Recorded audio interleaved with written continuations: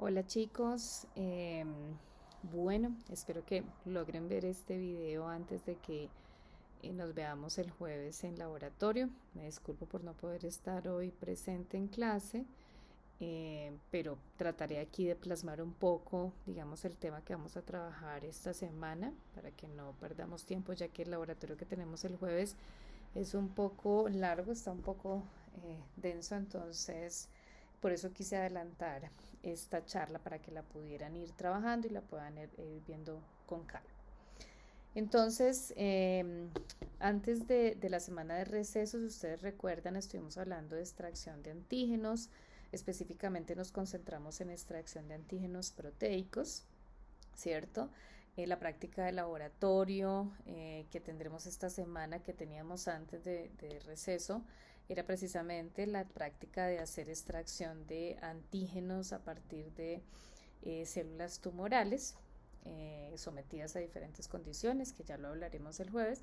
La idea es que no perdamos eso y eso lo vamos a hacer este jueves en laboratorio, pero adicionalmente vamos a hacer un taller eh, práctico que está enfocado en técnicas que nosotros podemos emplear después de hacer la extracción de proteínas, y es de lo que quiero hablarles hoy un poco, que está como relacionado con técnicas que podemos emplear para concentrar, para fraccionar y para purificar proteínas, ¿sí? Como lo veremos a lo largo de la charla, muchas de estas técnicas se comparten, ¿sí? Muchas de las que uno piensa que sirven para concentración, ustedes van a ver que también podemos estar purificando y también podemos estar fraccionando. Entonces van a ver que hay muchas cosas que de pronto se sobrelapan en cuanto a la función que tienen y hacen más de una de estas a la vez.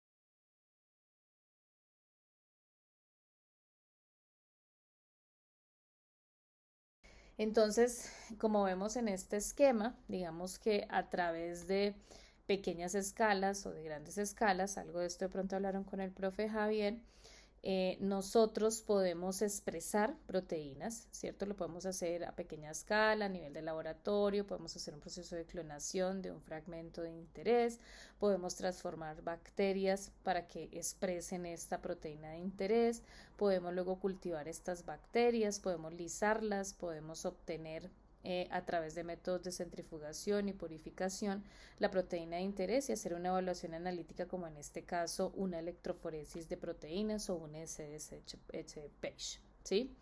A gran escala, digamos, cuando ya tenemos la proteína, ya tenemos esta proteína clonada, nosotros podemos expresarla en mayores cantidades, de igual forma la podemos cultivar, la podemos lisar, centrifugar y podemos además purificar esa proteína cuando ya estamos seguros de que está insertada esa proteína de interés que se está expresando, entonces ya podemos purificarla y hay diferentes técnicas que nos van a permitir chequear la calidad de esa proteína, ¿sí? Y nos van a servir ya esas proteínas, por ejemplo, para hacer diferentes tipos de inmunoensayos. Entonces, las proteínas nosotros podemos, como les mencionaba, podemos concentrarlas, podemos purificarlas, podemos fraccionarlas, podemos hacer muchos procesos al tiempo. Digamos que el objetivo, obviamente, cuando decimos concentración o concentrar proteínas, estamos hablando de aumentar la cantidad de moléculas de proteína por unidad de volumen. Entonces, a veces hay técnicas en las que purificamos las proteínas, pero hay mucho volumen, ¿sí? Entonces tenemos un volumen muy grande que no podemos de pronto ni siquiera hacer una evaluación analítica a través de un SSPage por la cantidad de proteína que tenemos y necesitamos concentrar esas proteínas en un volumen mucho más chico, ¿sí? Las proteínas de pronto, cuando las obtenemos a través de un lisado completo, a veces, como les decía, no necesitamos toda la proteína, necesitamos únicamente ciertas proteínas.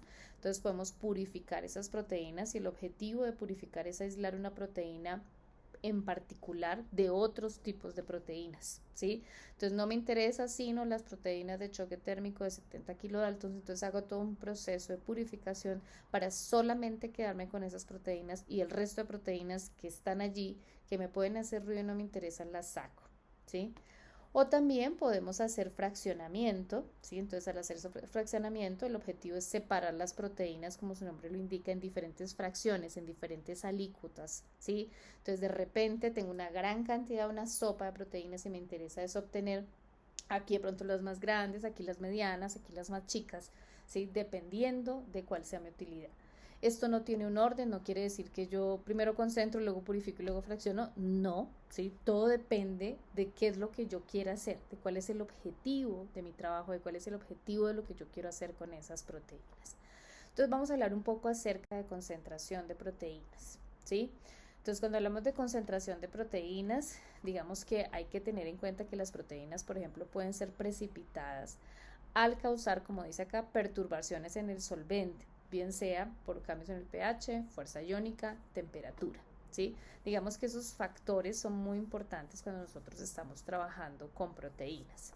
Entonces, una técnica que podríamos utilizar para concentrar proteínas, pero como ustedes lo van a ver, también podría servir para purificar, ¿sí? Una de estas técnicas es la centrifugación, o más que la centrifugación, la ultracentrifugación, ¿sí? Donde estamos hablando de unas velocidades mucho mayores, estamos hablando de más o menos unas 100.000 gravedades, que es lo que empleamos cuando hablamos de ultracentrifugación, y utilizamos ultracentrífugas que manejan unas velocidades muy superiores, ¿sí? Superiores a 65.000 gravedades, por ejemplo. Entonces, muchas veces, por ejemplo, cuando se hace ultracentrifugación y para, digamos, en este caso, para concentrar estas proteínas, que es el objetivo, digamos, acá, yo puedo utilizar diferentes gradientes. Entonces ahí, por ejemplo, los gradientes de densidad de sacarosa, donde yo lo que utilizo son, puedo utilizar gradientes continuos o discontinuos. Entonces, por ejemplo, puedo utilizar diferentes concentraciones de sacarosa. Puedo poner mi muestra de interés. Entonces, en este caso, por ejemplo, me interesa separar, ¿sí?, las proteínas que están contenidas en diferentes organelos, lisosomas, mitocondrias, peroxisomas. Entonces, cuando yo someto a centrifugación, a ultracentrifugación, esta muestra, por ejemplo, a 65.000 gravedades por 2 horas, entonces miren que por densidad, ¿sí?, ellas van a quedar atrapadas en diferentes zonas de ese gradiente, ¿sí? Van a quedar en diferentes pedacitos, por decirlo así, en una misma preparación. Esto podría uno pensar, pero mire, esto me ayuda para purificar en cierta forma, o para aislar, o para fraccionar, porque estoy dejando lisosomas, mitocondrias, peroxisomas, ¿sí? Pero también estoy concentrando, ¿sí? Aquí estoy concentrando específicamente estas, aquí estas y aquí estas.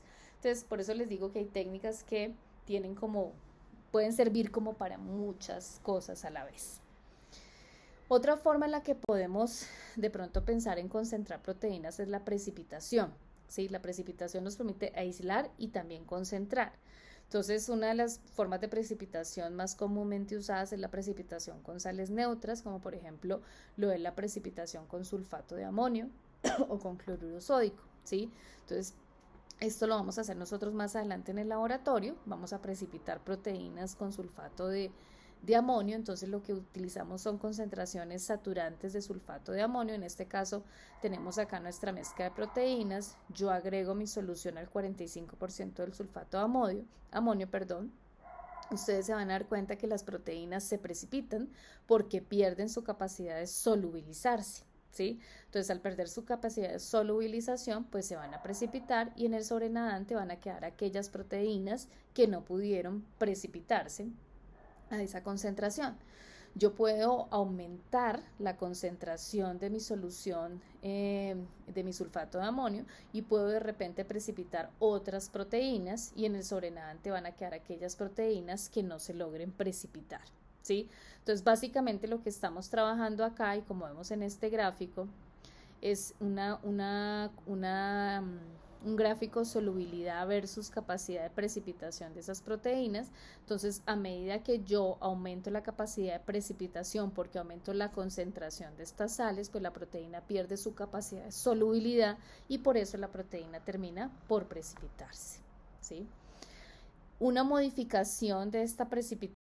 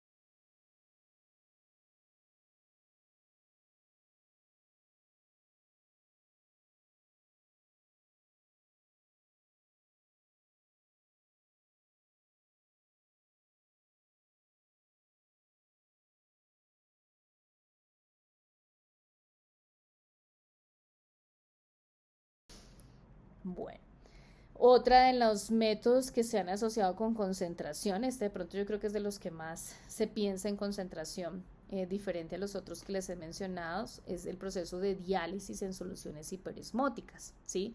Como nos dice aquí, la solución que contiene la proteína que está diluida, porque la tenemos en un volumen grande, esa solución se va a poner en una bolsita que se llama una bolsa de diálisis, ¿sí?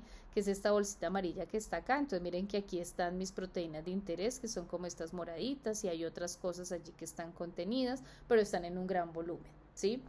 Entonces lo que voy a poner cuando ponga la proteína en esa bolsita de diálisis, ¿sí? Entonces, valga la redundancia, lo que voy a hacer es dializar frente a un polímero que absorba agua. Entonces voy a buscar algo que lo que haga es absorber el agua para que la proteína que está contenida dentro de esa bolsita de diálisis disminuya su volumen y se quede allí atrapada. Entonces la membrana de diálisis, que es una membrana permeable a ciertos tamaños, por decirlo así, a ciertas cosas, entonces va a retener la proteína de interés dentro de la bolsa. Y el agua, entonces lo que va a hacer es atravesar esa bolsita, ¿sí? Entonces ella se va a salir y voy a permitir entonces concentrar las moléculas de interés dentro de mi bolsita de diálisis y el resto se va a ir porque el agua las está quitando. Generalmente lo que yo utilizo, digamos, en estas, o lo que hay en estas soluciones, generalmente es sodio, cloro, glucosa, ¿sí? Son partículas que están allí, que obviamente lo que el agua lo que está haciendo es saliéndose para tratar de diluir todo esto que hay allá afuera, y la proteína que está dentro de la bolsita pues se queda dentro de manera concentrada. Entonces por eso les decía que esta es una técnica en la que sí podemos pensar más en concentración que en las otras que tienen como varios papeles. Bueno, otro método de concentración, pero que también podría servir para purificación, es la ultrafiltración, y tal vez es de lo más común que se hace hoy en día, ¿sí? Digamos que es fácil, es disponible, eh, no tiene como tanta vaina que a veces, por ejemplo, si pensamos en los otros procesos como la precipitación, luego hay que quitar todas esas sales que quedan allá acompañantes. Entonces digamos que es uno de los métodos más utilizados para concentrar proteínas y en cierta forma para purificar proteínas también. Entonces lo que aquí trabajamos es, aquí tenemos un tubo de centrífuga, un tubo tipo Falcon, ¿sí? Entonces fíjense que dentro de este tubo hay un dispositivo que es como un filtro, una membranita, ¿sí? Y aquí hay una tapita dentro de este. Entonces aquí es importante identificar dos porciones que hay dentro de este tubo, algo que se llama el retentato y algo que se llama el eluato. Entonces el retentato es lo que se retiene dentro de este filtro, dentro de esta membranita, y el eluato es lo que yo eluyo o soy capaz de sacar, ¿cierto? O sea, lo que pasa a través de esa membranita. También otro término importante aquí es el término cutoff. Entonces, cuando hablamos de cutoff, es la capacidad que tiene ese filtro que está allí de retener o de permitir la elusión de proteínas de cierto tamaño. Entonces, en este caso, por ejemplo, nos dicen que esta tiene un cutoff de 30.000. ¿Sí? Entonces muy seguramente retengo todo lo que esté por encima de 30.000 y permito eludir todo lo que esté por debajo de 30.000. ¿Sí? Entonces, si ustedes se dan cuenta, este dispositivo, este filtrico es pequeñito, ¿sí? Entonces, aquí lo importante es que yo puedo agregar grandes volúmenes y yo esto lo centrifugo, entonces por eso se llama ultrafiltración, porque filtro, pero a través de la fuerza centrífuga yo voy desplazando ese volumen. Entonces, finalmente aquí me van quedando volúmenes chiquiticos de proteínas de cierto tamaño, que son las proteínas de mi interés, ¿sí? Entonces, aquí en esta gráfica nos muestran, digamos, el tiempo que yo debería utilizar dependiendo del tipo de cutoff y dependiendo de eso, cuál es el volumen final de lo que yo puedo retener dentro de estos filtros. Entonces, por eso se conoce como una técnica de concentración, ¿sí? Aquí en este ejemplo les quiero mostrar una estrategia de fraccionamiento serial que se puede emplear. Entonces fíjense que esto sería, además de que concentra, nos permite hacer un fraccionamiento y nos permite hacer una purificación, ¿sí? Entonces en este caso se quería purificar una proteína que es el citocromo C de una mezcla en la que estaba esa proteína que contiene suero fetal bovino al 10%, que es lo que normalmente contienen los medios. Entonces obviamente las proteínas del suero fetal bovino son contaminantes de esa mezcla donde está contenido mi citocromo C. Entonces la estrategia que se utilizó fue utilizar primero un cutoff de 100 kilodaltons, ¿sí? Entonces cuando yo utilizo este cutoff de 100 kilodaltons, entonces someto mi muestra a 1500 gravedades, 40 minutos, entonces se va a retener la gran mayoría, lo que esté por encima de 100, y se va a permear o va a terminar abajo, ¿sí? Lo que esté por debajo de 100, lo más chiquitico de 100. Luego entonces yo utilizo un cutoff de 50, entonces en el segundo paso utilizo un cutoff de 50, 30 minutos, 1500 gravedades. Entonces nuevamente retengo lo que esté por encima de 50, se permea o sale lo que esté por debajo de 50, ¿sí?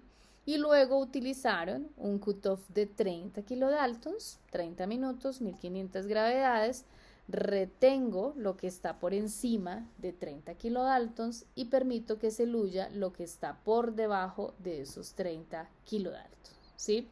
Entonces es una estrategia, digamos en este caso, que se utilizó de manera secuencial para poder purificar el citocromo C, que es una proteína de más o menos 12.5 kilodaltons, ¿sí? Entonces, aquí, por ejemplo, hicieron luego para evaluar cómo fue la estrategia. Entonces, siempre utilizamos, este es un SSPage, una electroforesis de proteínas. Aquí siempre vamos a sembrar en una electroforesis un patrón o un marcador de peso molecular, donde nos permite cada una de estas banditas, tiene un peso aproximado de la proteína. Entonces aquí de 100 kilodalton, 50, 30, esto también lo trabajaremos en un taller más adelante, ¿sí? Entonces esta es mi muestra original. Entonces miren que aquí está mi proteína de interés, que es el citocromo C de más o menos 12.5 kilodaltons, pero está acompañado de una gran cantidad de proteínas que no son el citocromo C, ¿sí? Que son proteínas de peso molecular mucho más alto. Entonces, cuando la pasamos por el cutoff de 100, entonces miren que en el retentato quedan la mayoría de proteínas que están por encima de 100. De repente hay algunas pequeñas que puedan también quedar allí. Y en el permeato van a salir todas las que estén por debajo de 100, incluyendo mi proteína de interés, pero todavía tengo proteínas contaminantes. Cuando lo pasamos por el cutoff de 50, retengo principalmente las que están por encima de 50, y en el permeato van a salir todas las que estén por debajo de 50, donde está mi proteína de interés, ¿sí? Digamos que yo diría, pero aquí se ve bien, sin embargo aquí hay unas bandas contaminantes de otras proteínas.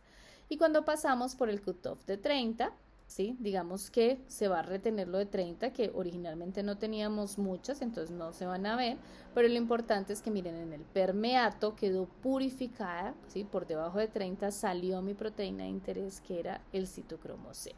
Y además quedó concentrada en un volumen mucho más pequeño, ¿sí? Entonces es una técnica en la que empleamos concentración con purificación. Bueno, espero no estarlos enredando. También podemos entonces, como les decía, fraccionar, ¿sí? Hacer fraccionamiento de proteínas. Entonces yo puedo dividir en diferentes fracciones, valga la redundancia, las proteínas de interés, ¿sí? Entonces vamos a hablar de 3 técnicas que podemos emplear para hacer fraccionamiento de proteínas y de las cuales están involucradas en parte de lo que vamos a hacer el jueves en el laboratorio. Entonces una de ellas es la cromatografía de intercambio iónico. Entonces, la cromatografía de intercambio iónico es un método que permite la separación de moléculas basadas en sus propiedades de carga eléctrica, ¿sí? Entonces, las moléculas cargadas se van a adherir a los intercambiadores de forma reversible, de modo que dichas moléculas pueden ser asociadas o disociadas cambiando el ambiente iónico. Entonces, para esto vamos a contar con 2 fases. Vamos a tener una fase 1, que es una fase que también vamos a conocer como estacionaria, donde vamos a tener un intercambiador iónico que es un polímero, y vamos a tener una fase 2, que es una fase móvil, donde vamos a jugar con los diferentes buffers para hacer la separación de lo que está unido a esa fase estacionaria, perdón. Entonces, la fase 1 o fase estacionaria, allí las sustancias que se quieren separar se van a unir al intercambiador iónico en condiciones que originan una unión que es fuerte y estable, ¿sí? Entonces, la matriz de la columna es un polímero sintético que tiene grupos cargados unidos. Entonces pueden haber intercambiadores aniónicos que son portadores de grupos con cargas positivas, y pueden haber intercambiadores catiónicos que son portadores de grupos con cargas negativas. Aquí yo les pongo ejemplos de matrices usadas para la separación de proteínas. Una de ellas es la DAE-celulosa o dietilamina etilcelulosa, la cual es una matriz que es cargada positivamente. Y otra es la CM-celulosa o la fosfocelulosa. La CM-celulosa es la misma carboximetilcelulosa, que es cargada negativamente. Entonces, dependiendo de lo que a mí me interese, pues voy a utilizar una matriz u otro tipo de matriz. En la fase 2, ¿sí? O fase móvil, entonces vamos a tener que la elusión de la columna la vamos a hacer con buffers de diferentes pHs o fuerza iónica, compitiendo los componentes del buffer con el material por los sitios de unión, ¿sí? Entonces, digamos que aquí lo que buscamos es, utilizando estos buffers, poder eludir esas proteínas que quedaron retenidas a la columna. Entonces, en este video quiero mostrarles rápidamente cómo es un ejemplo rápido de lo que es la cromatografía de intercambio iónico, que es este mismo link que ven acá. Este otro lo pueden ver ustedes después si les interesa. Yo les dejo subida la presentación en la plataforma.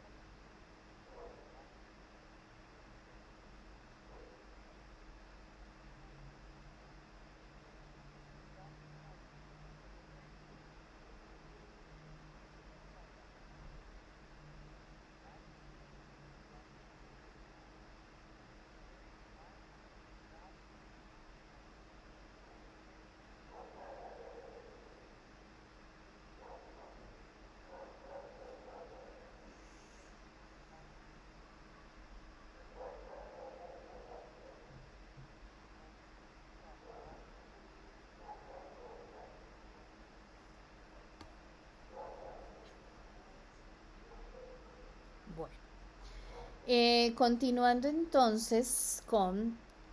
Ay, ya. Entonces, otro tipo de... ¿por qué no me pasa? Ya. Aquí.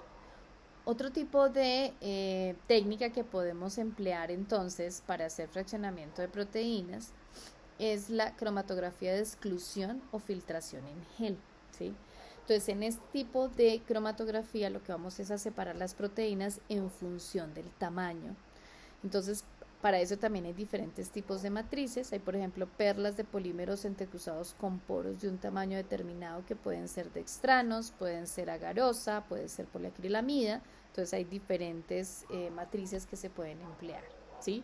Entonces, lo que tenemos acá son estas perlitas o estos diferentes polímeros, ¿sí?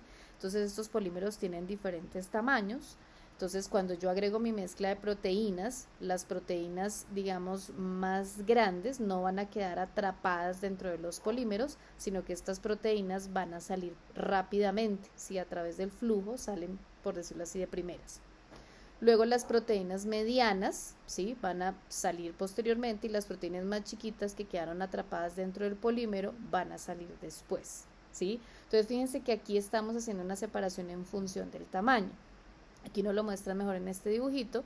Entonces esta es la perlita, ¿sí? Entonces cuando yo agrego mi muestra de proteínas, entonces miren que mis proteínas más chiquiticas van a quedar atrapadas dentro del polímero, mis proteínas más grandes van a salir primero y posteriormente pueden ir saliendo las otras proteínas, las intermedias, las chiquitas, etcétera, ¿sí? Entonces fíjense que voy obteniendo fracciones y esas fracciones tienen diferentes tamaños, ¿sí? Entonces estoy haciendo una separación de esas proteínas, estoy haciendo un fraccionamiento de esas proteínas, en este caso en función de su tamaño.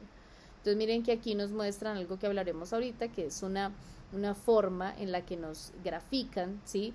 En qué momento están saliendo estas proteínas. Entonces estas salieron primero, estas salieron después o viceversa, ¿sí? Entonces eso lo vamos a discutir ahorita más adelante. Aquí también quiero mostrarles un video muy cortico donde hablan acerca precisamente de esta cromatografía de exclusión o filtración en gel para que lo entiendan mejor.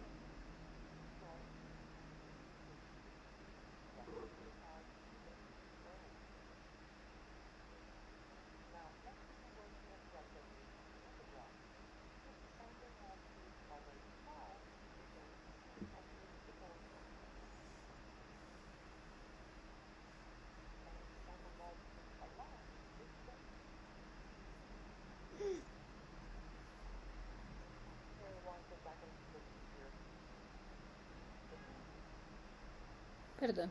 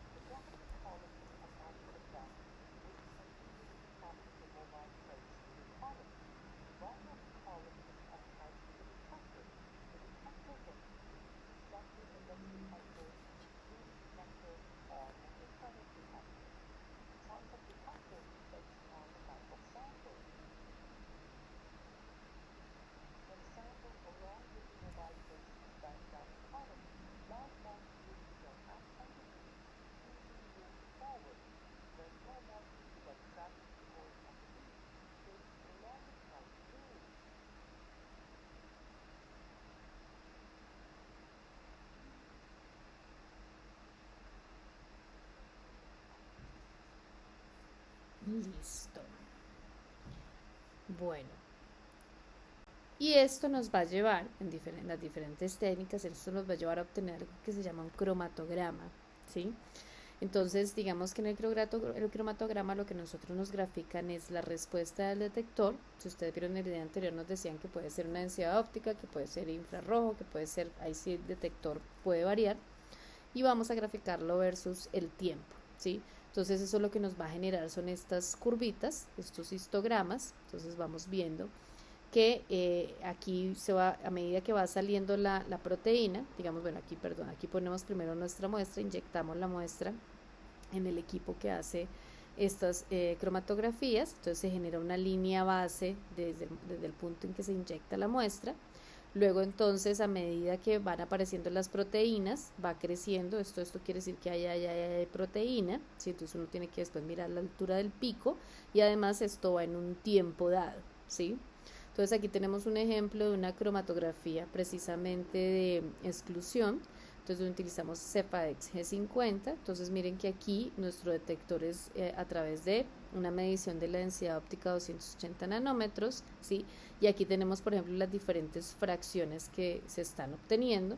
Entonces fíjense que aquí sale una proteína, esta es otra proteína, esta es otra, esta es otra, esta otra. Y además acá podemos decir por la densidad óptica que esta proteína, que primero fue de las primeras que salió porque están las fracciones más tempranas, es una proteína que está en una mayor concentración, por ejemplo, en comparación a esta proteína que está acá. Bueno. Por último, entonces tenemos técnicas para purificar proteínas. Como les dije, ya hemos venido mencionando algunas, pero estas están, digamos, más centradas en esos procesos de purificación. Entonces, para eso vamos a hablar un poco acerca de lo que es la cromatografía de afinidad. Entonces, en la cromatografía de afinidad vamos a separar esas mezclas proteicas por su afinidad o capacidad de unión a un determinado ligando, ¿sí? Entonces las proteínas que se retienen en la columna, como dice acá, son aquellas que se unen específicamente al ligando que está previamente unido a la matriz que hay en la columna. Entonces yo voy a tener algo que cuando mi proteína pase por allí, ¡chum!, lo va a atrapar y lo va a coger.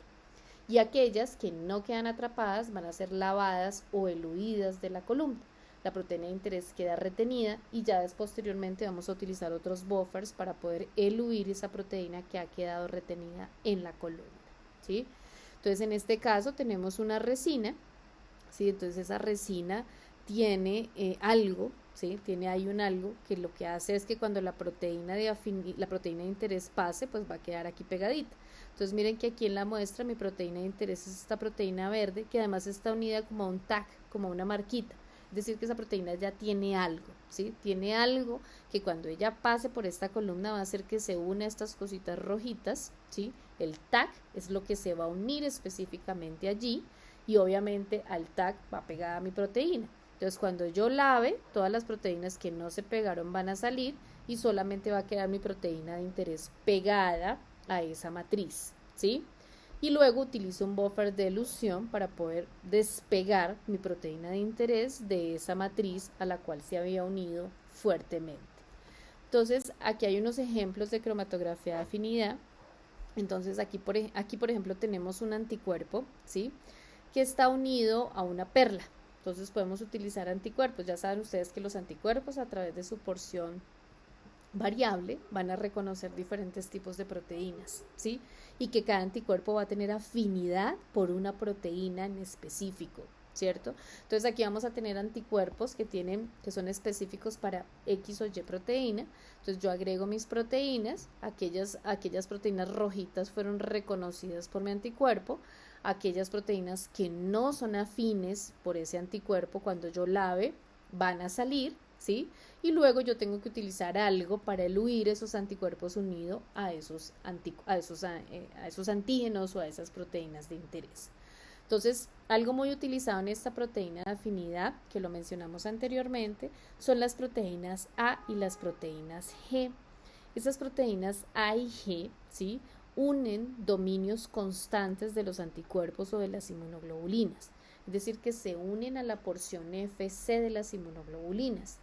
Entonces, dependiendo de la proteína A tiene afinidad por ciertas inmunoglobulinas y la proteína G tiene afinidad por ciertas inmunoglobulinas, ¿sí? Entonces aquí, por ejemplo, nos muestran la capacidad de unión a esa porción FC que tiene la proteína A frente a las diferentes subclases de inmunoglobulinas de tipo IgG, la IgG1, la 2, la 3 o la 4.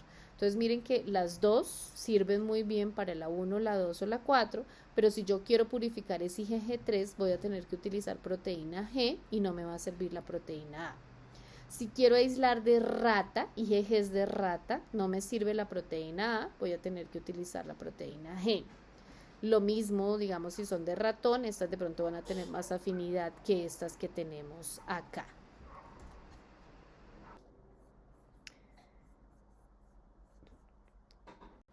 Aquí vemos un ejemplo, ¿sí?, donde utilizamos en este caso proteína G unida garosa.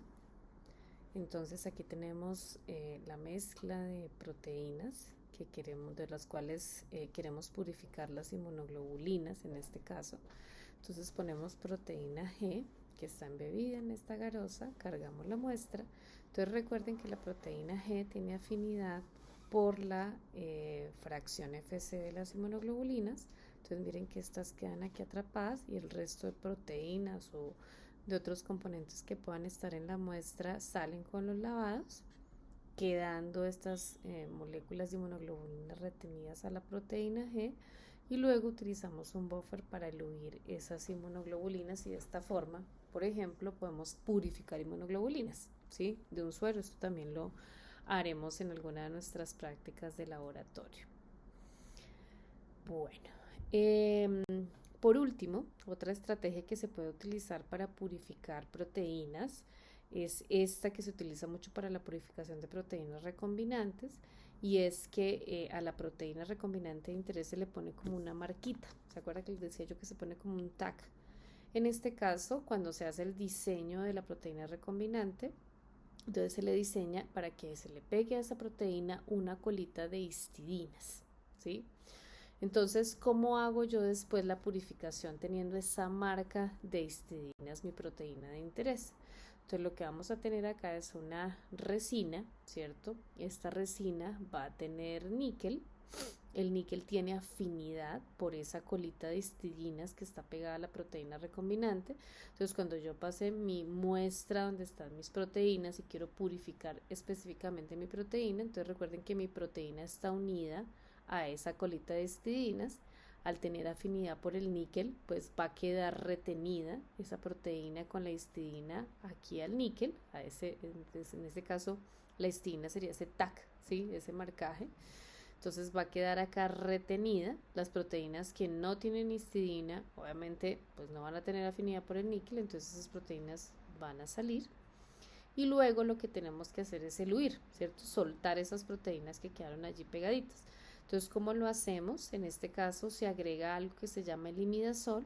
El imidazol es una molécula que tiene una gran afinidad por el níquel. Entonces yo lo que pongo es una cantidad mayor, una gran cantidad de imidazol, cosa que el imidazol compite por esas histidinas por el níquel, y de esta manera las proteínas unidas a las histidinas se liberan y salen, ¿sí? Acá en este diagrama, en esta imagen, básicamente lo mismo, ¿sí? Tenemos el níquel unido a la matriz, a esta resina. Agregamos la muestra que contiene la proteína de interés unida a la histidina, la cual tiene afinidad por el níquel, y luego en el buffer de elusión pongo imidazol para reemplazar esa interacción histidina-níquel que es reemplazada por el imidazol. Entonces digamos que es una forma en la que también podemos hacer purificación de una proteína de interés, en este caso una proteína pues recombinante. Entonces el constructo, el diseño, se le debe poner esa colita de histidinas. Por último, para terminar, quiero mostrarles acá, utilizando precisamente este diseño, cómo se hizo la purificación de una proteína recombinante de 70 kilodaltons, una proteína constitutiva de 70 kilodaltons a través de una columna de afinidad. Entonces se tenía la proteína, se hizo una lisis celular, la proteína se pasó para romper donde estaba contenida la proteína.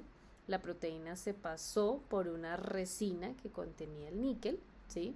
Entonces miren que acá la proteína está marcada, esto rojito, es lo que digamos vendría siendo esa colita de histidinas. Luego posteriormente entonces se lava esa proteína. Fíjense que yo estaba haciendo, no les mostré, pero desde un comienzo estaba utilizando en mi mismo forimidazol, pero en unas concentraciones muy bajas, y cuando ya quiero eluir, lo que hago es incrementar esas concentraciones de imidazol, ¿sí ven? Entonces al incrementar las concentraciones de imidazol, la proteína se libera del níquel, el imidazol va a quedar unido a la columna y de esta manera puedo eluir la proteína. Entonces acá en esta imagen vemos una electroforesis donde tenemos nuestra muestra completa con nuestra proteína de interés de 70 kilodaltons, ¿sí? Y como se va viendo, miren cómo la voy purificando a través de la elusión de la proteína por la columna. Y por último, quiero mostrarles acá un análisis por SDS-Phage, por electroforesis de proteína, donde precisamente para esta proteína de interés, que es la que está aquí encerradita, vemos diferentes técnicas que utilizamos para obtener la proteína. Entonces miren que de esto fue lo que partimos. Hicimos un fraccionamiento, una precipitación con sales, lo cual pues la proteína de interés está allí, pero no logró quitarse prácticamente nada.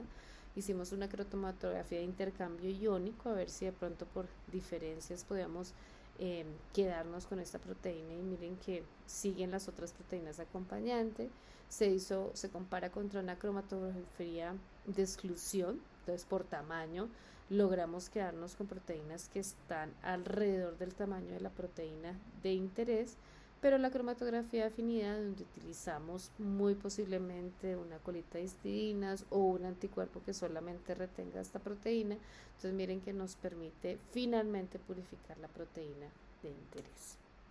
Bueno, chicos, esto era lo que tenía para contarles. Digamos que con esto quiero darles la introducción para lo que vamos a trabajar entonces en nuestro laboratorio. En el aula virtual ustedes ya tienen un taller con unas preguntas, con unos temas que tienen que revisar, que es básicamente algo de lo que les he estado hablando, para que aclaremos los conceptos, de pronto lo que no haya quedado muy claro con la charla, lo aclaremos para que ya el jueves cuando lleguemos al laboratorio, entonces ya llegamos a hacer los ejercicios. El jueves en laboratorio, entonces como les dije, vamos a hacer la práctica de extracción de proteínas y vamos a hacer un ejercicio práctico de cromatografía. Entonces por favor lleven computadores, por lo menos por grupo, lleven hojas milimetradas, yo creo que por ahí tengo, pero si no, lleven hojas milimetradas, y ese día haremos los ejercicios allí, son para entregar al final de la clase. Entonces lo único que tienen que hacer antes es el taller, donde tienen que revisar conceptos básicamente de lo que hemos hablado un poco hoy y profundizar un poquito más en otros, y ya el jueves en laboratorio hacemos el resto. Cualquier duda, pregunta, comentario, me pueden escribir al correo, y si no, nos vemos el jueves y resolvemos las dudas que tengan. Muchas gracias.